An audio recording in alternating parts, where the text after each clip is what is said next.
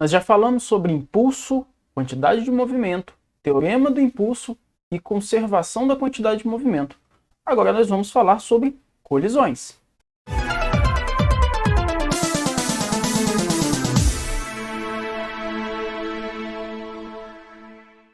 Olá, meu caro estudante, seja muito bem-vindo. Eu sou o Guilherme, sou professor de Física e hoje a gente vai falar sobre colisões. Colisões que é o último item da parte de conservação de quantidade de movimento, impulso, está dentro do conteúdo de mecânica básica. Lembrando que essa ementa faz parte do primeiro ano do ensino médio. Então, se você está no primeiro ano do ensino médio, pretende fazer PISM, pretende fazer o Enem, esse tipo de conteúdo costuma aparecer com muita frequência e é com esse enfoque que a gente trabalha aqui, tá certo? Último recado antes da gente iniciar a aula, se você quiser acompanhar o material que eu estou trabalhando aqui, está disponível para você na descrição, através do link que está na descrição desse vídeo. Então, fica à vontade.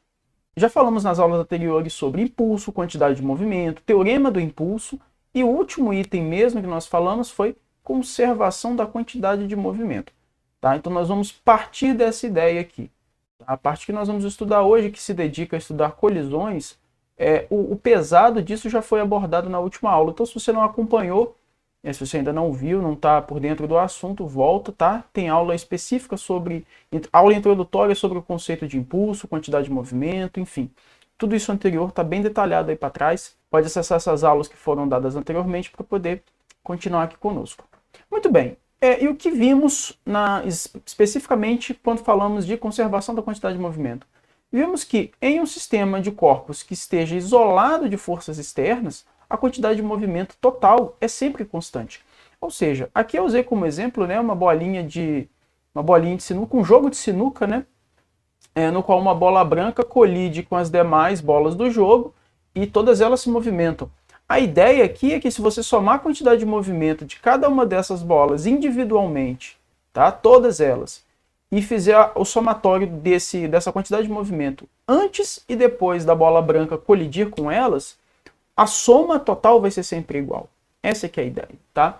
Em resumo, o princípio da conservação da quantidade de movimento vai estabelecer que se você tem um sistema de forças isolados de força externa, ou seja, você não leva em consideração as forças externas ao teu sistema, somando a quantidade de movimento antes de um determinado evento e depois de um determinado evento, essa soma vai ser sempre igual. Essa soma não muda de valor, tá? Aqui, no caso da bola de sinuca, o evento é a bola branca estourar as outras bolas para colocar em jogo, tá? Mas, como nós vamos ver hoje, isso vale para qualquer tipo de colisão. Muito bem, então o que são colisões ou choques e como é que a gente interpreta isso, né? Para nós aqui, colisão é qualquer batida, qualquer impacto que tenha entre dois ou mais corpos pertencentes a um determinado sistema, tá? De forma que a duração da colisão seja relativamente curta. E nesse evento, durante esse evento, a gente entende que em qualquer colisão vai acontecer a conservação da quantidade de movimento. E por que isso vai acontecer? Porque mesmo que hajam forças externas envolvidas no seu problema, a duração da colisão é sempre muito curta. Então você vai ter uma força que vai ter um impulso desprezível. O impulso vai ser muito pequeno naquele determinado evento. Mais importante do que as forças externas numa colisão, num choque, numa batida, são as forças internas ao teu sistema, tá? Então a gente entende que em qualquer colisão ou em qualquer choque, a quantidade de movimento sempre vai ser conservada. E isso quer dizer que a gente sempre vai poder utilizar aquela relação, que a quantidade de movimento do sistema antes da colisão é igual à quantidade de movimento do sistema depois da colisão. Sempre, em qualquer tipo de colisão, em qualquer tipo de choque, isso sempre vai poder ser utilizado para resolver o problema. Bom, quando a gente está falando de colisões, a gente classifica as colisões em três tipos. Aqui na nossa esquerda, perfeitamente elástica, mais à direita, perfeitamente inelástica, e no meio das duas eu coloquei uma escrito parcialmente elástica, tá? Então, qual que é a ideia aqui? A ideia é que a gente tem dois tipos de colisão que são extremos opostos. Ou seja, uma vai ter uma determinada característica que é exatamente oposta à característica da outra. Por isso que eu coloquei nos extremos. Então, um extremo é a perfeitamente elástica, o outro extremo é a perfeitamente inelástica. No meio, a gente vai ter uma que tem uma característica intermediária. Vamos ver cada uma delas detalhadamente agora. Muito bem, vamos começar pelas colisões perfeitamente elásticas. As colisões perfeitamente elásticas são colisões que têm duas características. Bom, a primeira característica dela, que na verdade é a mesma para qualquer tipo de colisão, é que a quantidade de movimento vai se conservar. Vamos sempre lembrar que a quantidade de movimento sempre se conserva. Então, não é exatamente uma característica exclusiva desse tipo de colisão, tá? Mas a característica que a define, a característica que é realmente importante desse tipo de colisão, é a característica de que há conservação de energia nesse tipo de colisão. Então isso quer dizer o quê? Se a colisão é do tipo perfeitamente elástica, obrigatoriamente a energia mecânica vai se conservar. Isso é extremamente importante. Então, se você ainda não fez a sua anotação, faça a sua anotação nesse momento. As colisões perfeitamente elásticas, a energia mecânica vai se conservar. Em termos de conta, em termos de equações, como que a gente pode interpretar esse tipo de colisão? Bom, primeiro de tudo, que se a quantidade de movimento se conserva, a gente pode utilizar, não só pode, como deve utilizar a expressão, né? Quantidade de movimento total antes é igual a quantidade de movimento total depois da colisão, tá certo? E se existe conservação de energia mecânica, aqui a gente pode usar aquela ideia de que a energia mecânica total antes da colisão é igual à energia mecânica total depois da colisão, tá? Só que você pode se perguntar o seguinte, tá, mas como é que eu escrevo isso daí? Bom, vamos lembrar, né, que energia mecânica é a soma da energia potencial, de todas as energias potenciais do teu sistema, tá? Com todas as energias cinéticas do seu sistema. Então, energia potencial, todas elas, antes, somada com a energia cinética de todas as partículas antes da colisão, vai ser igual a energia potencial depois da colisão, somado com a energia cinética depois da colisão. Por enquanto, eu vou deixar escrito a expressão deste jeito aqui, tá? Não vou detalhar mais as contas, não, porque quando a gente se depara com um caso mais específico, esse tipo de conta aqui fica mais claro, senão eu vou ficar enchendo muito aqui com muitas contas. Mas o que é mais importante aqui de você lembrar? Primeiro de tudo, conservação da quantidade de movimento. Você não pode esquecer de jeito nenhum. A quantidade de movimento sempre se conserva. Segunda informação, a energia mecânica vai se conservar. Então, o que você faz? Ou o que você faria para resolver um problema desse? Soma todas as energias antes da colisão. Lembra que o teu sistema tem mais de uma partícula, então você vai somar a energia de todas as partículas antes da colisão, vai somar a quantidade de energia depois da colisão de todas as partículas, e o resultado antes e depois deve ser exatamente igual. Essa é a ideia. Muito bem, exemplos. Qual que é o exemplo mais tradicional para esse tipo de situação? Aqui eu coloquei esse pêndulo, tá? Muitos de vocês já devem ter visto esse pêndulo. Aqui na nossa ilustração, nós temos um pêndulo com 5 bolinhas, tá? É um pêndulo múltiplo, eu não sei o nome formal, um nome bonito, mas vocês podem perceber que são esferas, são bolinhas, podem ser bolinhas de metal, presos por um fio, né? E colocadas lado a lado, uma a outra. E nessa imagem especificamente, a gente vê a mão de um experimentador aqui, justamente deslocando a bolinha mais à direita, tá? Quando ele soltar essa bolinha mais à direita, por gravidade a bolinha vai se movimentar e ela vai colidir com um conjunto de bolinhas que está em repouso, tá? Eu vou deixar para vocês aqui na descrição desse vídeo também uma indicação de um vídeo extremamente interessante, extremamente importante, para que você visualize exatamente esse tipo de colisão, tá? Tem mais de um vídeo, mas um em particular tem 2 professores fazendo a demonstração detalhada desse tipo de colisão. Vale a pena conferir, não deixe de ver para você enxergar exatamente sobre o que nós estamos falando. Muito bem, então nesse tipo de sistema aqui, a gente tem um tipo de colisão perfeitamente elástica. Na realidade é uma aproximação, né, gente? No mundo real, no mundo que a gente vive, sempre uma parcela da energia vai acabar sendo perdida, tá? Mas é uma ótima aproximação para uma colisão perfeitamente elástica. Por quê? Porque nessa aproximação aqui, a perda de energia sendo muito pequenininha, a gente consegue manter a conservação do momento, né? A quantidade de movimento se conserva e a quantidade de energia também se conserva. Um exemplo mais tradicional do que esse é o jogo de sinuca, mais uma vez. Toda hora eu vou voltar a falar do exemplo do jogo de sinuca. Especialmente no caso onde você tem a bola branca e uma outra bola em jogo, tá certo? Quando uma bola bate diretamente na outra e a bola que estava se movimentando para e a outra começa a andar, a gente tem uma situação de uma colisão perfeitamente elástica. Isso, inclusive, é uma consequência matemática da nossa colisão, do choque, né, da colisão perfeitamente elástica, que é corpos idênticos em colisões perfeitamente elásticas e frontais trocam de velocidades. Então, se você tem dois objetos que são idênticos, eles estão colocados de tal forma que um vai colidir frontalmente com o outro, ou seja, eles vão colidir exatamente um no meio do eixo do outro, né? Eles vão colidir de frente, sem que haja um desvio no movimento posterior. Quando eles colidirem, eles vão trocar de velocidades, desde que eles sejam corpos iguais, corpos idênticos. Então, aquele exemplo que você tem uma bolinha em movimento, colide com uma bolinha em repouso, aquela que estava parada começa a andar e aquela que estava em movimento para. Tá? Essa é exatamente a ideia. De onde que vem isso? Justamente da resolução das equações do movimento, através da conservação do movimento e da conservação da energia.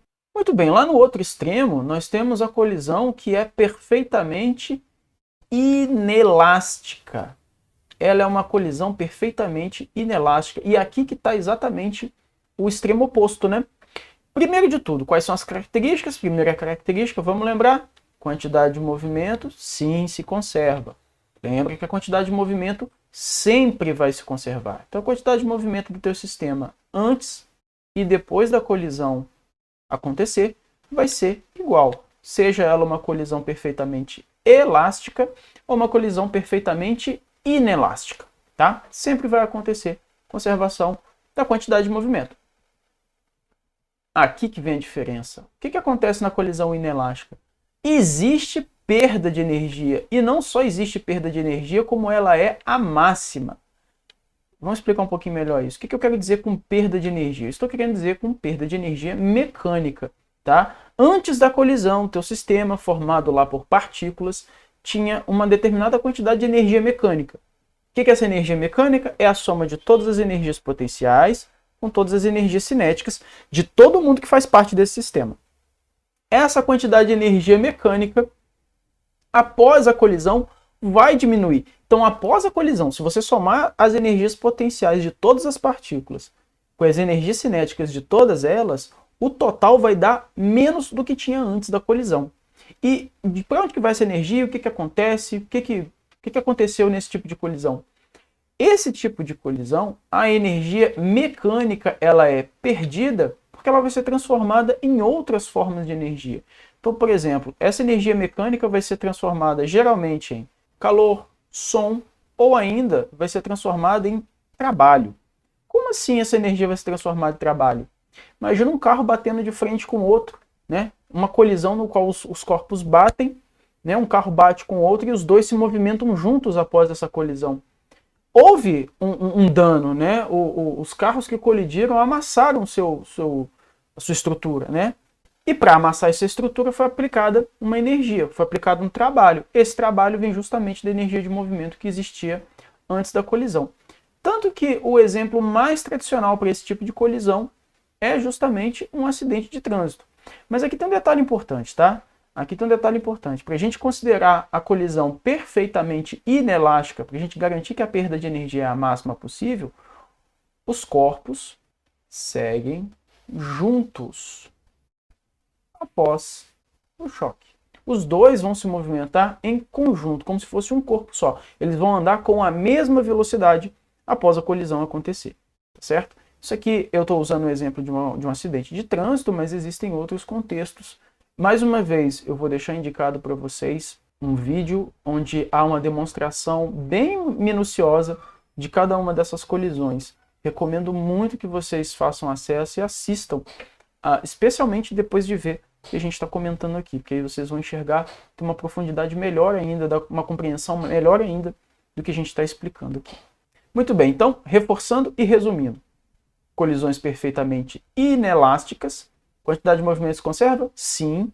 Perde energia? Sim, é perda máxima. Para onde vai essa energia?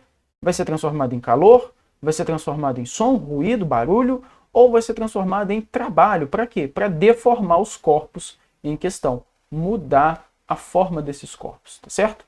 Muito bem, finalmente a gente tem as colisões que estão exatamente no meio do caminho. Elas não são nem perfeitamente elásticas, nem perfeitamente inelásticas. Elas são parcialmente elásticas. E quais as características? Bom, primeira delas, que sempre vai valer, quantidade de movimento vai se conservar. Então a quantidade de movimento total do teu sistema antes e depois da colisão é exatamente igual. Só que também vai haver uma quantidade de energia que vai ser perdida. Só que não é uma perda máxima de energia, é uma perda parcial. Esse tipo de colisão é justamente o tipo de colisão que mais acontece no mundo real. Porque no mundo que a gente vive, sempre uma parcela da energia vai ser perdida por alguma coisa. Geralmente, a maior parte dela vai ser perdida em forma de calor, certo? Calor, trabalho, mesma coisa que eu já falei para inelástico. A diferença é que lá a perda é máxima, aqui não. Aqui é a perda de uma parcela dessa energia, tá? Então, o que define, ou como é que a gente identifica esse tipo de colisão? Os corpos após a colisão vão se movimentar de forma separada. Então, veja, a colisão perfeitamente inelástica, os dois objetos movem-se em conjunto após a colisão. Na parcialmente elástica, eles vão se separar e vai haver uma perda dessa energia. A energia mecânica vai sofrer uma determinada perda. E uma forma que a gente tem de medir essa perda de energia que acontece é através de um negócio que se chama de coeficiente de restituição, tá? Então, um coeficiente é um índice que vai servir de indicador da perda de energia. A gente consegue ter uma noção de quanto de energia que foi perdido usando esse coeficiente aqui. Muito bem, como que a gente usa esse coeficiente então? Como que ele é calculado e como que a gente utiliza esse coeficiente para poder determinar a perda de energia? Bom, primeiro de tudo, vamos à definição, né? O que é o coeficiente de restituição? É uma grandeza que mede a variação, e aqui está a palavra importante, olha só, a variação da energia cinética ocorrida em determinada colisão, tá? Então, como que é feita essa variação da energia cinética? Vamos lembrar, né? Variação quer dizer que você vai fazer você vai calcular o valor antes e depois da colisão e vai comparar esses valores de alguma forma, né? Como que é definido então? Bom, o coeficiente de restituição ele é simbolizado por um M minúsculo, tá? E ele é definido da seguinte forma: você vai dividir a velocidade relativa dos corpos, das partículas, depois da colisão, pela velocidade relativa dessas mesmas partículas antes da colisão. Vamos só lembrar então como que faz essa questão de velocidade relativa antes e depois, tá? Então aqui nós temos duas ilustrações. A primeira ilustração aqui, mais à esquerda, né? Essa abaixo e à esquerda indica o momento, o instante antes da colisão. Temos duas bolinhas, então aqui no nosso exemplo, por simplicidade, a gente pode considerar que são duas bolinhas idênticas, tá? Mesmo tamanho, mesma massa, tá? Então elas são duas bolinhas idênticas. A bolinha que eu chamei de A, ela está se movimentando para a direita, com uma determinada velocidade VA, e a bolinha que eu chamei de B está se movimentando para a esquerda. Então a bolinha A está indo da esquerda para a direita e a bolinha B está indo da direita para a esquerda. Obviamente elas vão colidir aqui no meio do caminho, né? E aqui no meio do caminho elas vão se bater, vão bater uma na outra, tá? Então o que é velocidade relativa antes da colisão?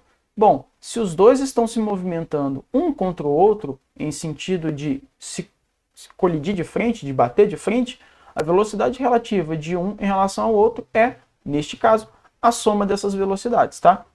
Se fosse um caso de, por exemplo, dois carros, né? Se fosse um caso de dois carros, um na frente mais lento e o de trás mais rápido, né? E o de trás se aproximando da frente. Como que seria feito o cálculo dessa velocidade relativa? Seria a subtração dessas duas velocidades, tá? Velocidade relativa é quando você tem dois objetos apontando em sentidos contrários, a velocidade relativa é a soma das velocidades, e quando você tem com sentidos idênticos, eles indo para o mesmo lado, a velocidade relativa é a subtração dessas duas velocidades, tá? Então, no caso aqui, antes da colisão, eles estão se movimentando em sentidos contrários, seria a soma. Depois de colidir, o A passa a se movimentar no sentido inverso, o B também passa a se movimentar no sentido inverso, nessa ilustração que a gente tem aqui, tá? E a gente faria a velocidade relativa depois da colisão. Neste exemplo aqui, depois da colisão, como eles continuam andando em sentidos opostos, a velocidade relativa entre eles continua sendo a soma dessas velocidades, tá? Então, para determinar o coeficiente de restituição, eu preciso pensar na velocidade relativa depois da colisão e na velocidade relativa antes da colisão. Eu divido o valor depois pelo valor antes, isso vai me dar um coeficiente, isso vai me dar um número. Esse número é um valor fracionário que está, que nas colisões ele vai variar de 0.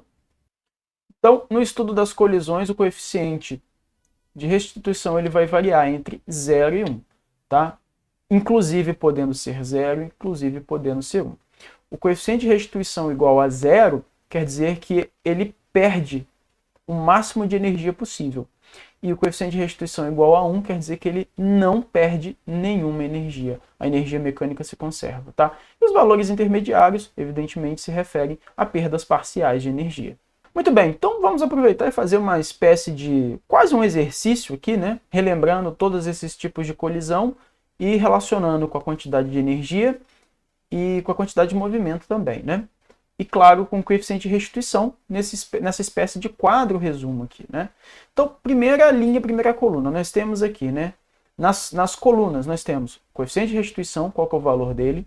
Na segunda coluna nós temos energia, o que vai acontecer com a energia, se ela é perdida completamente, se ela é parcialmente perdida ou se ela se conserva. Na última coluna nós temos a quantidade de movimento. Na primeira linha nós temos o choque, a colisão perfeitamente elástica, na linha do meio parcialmente elástica e na linha de baixo perfeitamente inelástico. Vamos completar então com esses adesivinhos aqui, ó. Vamos lá. Choque ou colisão perfeitamente elástico. Choque perfeitamente elástico é aquele que há o coeficiente de restituição exatamente igual a 1. E coeficiente de restituição exatamente igual a 1 quer dizer que não há perda de energia. A energia não perde nada, ou seja, a energia se conserva. Então, vou trazer aqui meu adesivinho do energia se conserva para a colisão perfeitamente elástica. E a quantidade de movimento? A quantidade de movimento também se conserva. Vamos lembrar que a quantidade de movimento, essa é uma grandeza que sempre vai se conservar durante as colisões. Inclusive, eu já posso até completar aqui no meu quadro, né? Todos eles eu posso colocar que a quantidade de movimento vai se conservar. Então, a quantidade de movimento se conserva em qualquer tipo de colisão.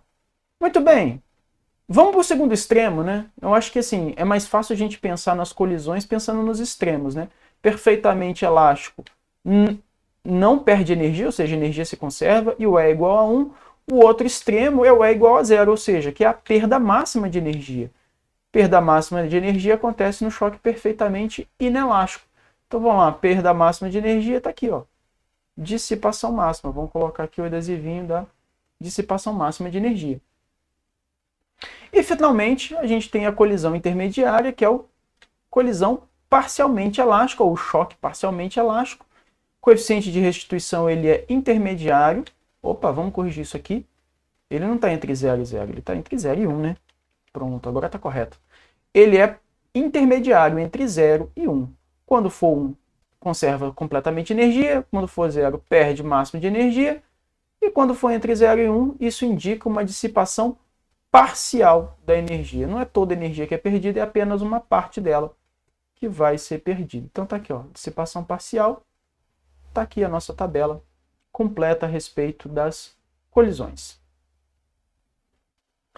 Muito bem, meus colegas, então é isso. Hoje a gente encerra por aqui. Eu espero ter ajudado. Mais uma vez eu reforço, acesse os vídeos que eu deixei aqui na descrição, tá certo? Tem um vídeo de experimentação que ele é muito interessante. Então, assiste a aula, faz as suas anotações, tá certo? Dá uma olhada lá no vídeo, visualiza cada exemplo, volta, complementa suas anotações. E antes da gente encerrar, eu gostaria de pedir que você fizesse um último exercício, uma última atividade, muito rápida. Explique em uma frase, um conceito, uma ideia que te marcou nessa aula de hoje. Escreva no seu caderno, faça essa anotação. Se você desejar, compartilhe aqui conosco. Escreva na seção de comentários. É bom para a gente trocar ideia, sempre complementar a ideia do outro. Isso sempre ajuda no processo, tá? De qualquer forma, não deixe de fazer isso no seu caderno. Faça uma anotação. Explique uma ideia agora no seu caderno com as suas palavras, tá certo? Então Então é isso, espero ter ajudado. Forte abraço, cuide-se bem.